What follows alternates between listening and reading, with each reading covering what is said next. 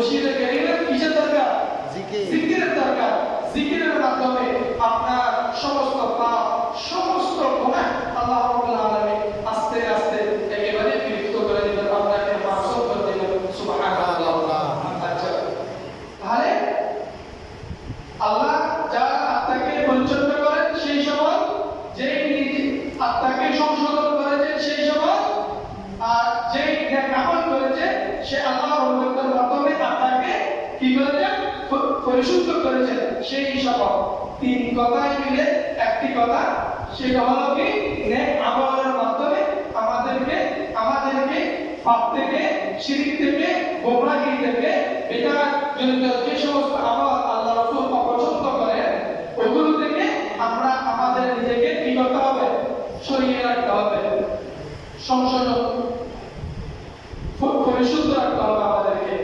এরপরেই বলা হচ্ছে আমরা পবিত্র মাহে রমজান শরীফ রহমত, মাগফিরাত, নাজাত পেয়েছি। তিনটা পাইলে রহমত, মাগফিরাত, নাজাত তিনটা পেয়েছি।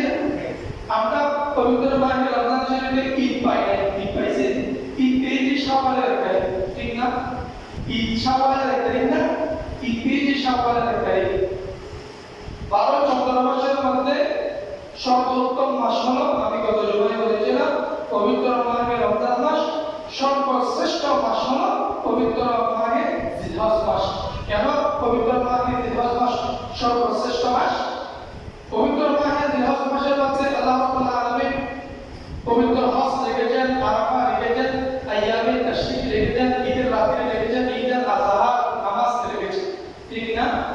এবং এই মাসের মধ্যে আমরা একেবারে আত্মোৎসর্গের মাধ্যমে আমরা পবিত্র মাহে রমজান শরীফে সংযম করেছি, নিজেকে নফসের সাথে জিহাদ করেছি।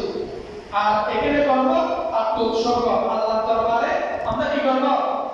কুরবানি করব, জবাহ করব। এই পাঁচটি কারণে সর্বশ্রেষ্ঠ মাস হলো পবিত্র মাহে জিলহজ মাস। আপনারা জানেন আরবে হিজরি নববর্ষ শুরু হয় মুহররম মাস থেকে। কোন মাস?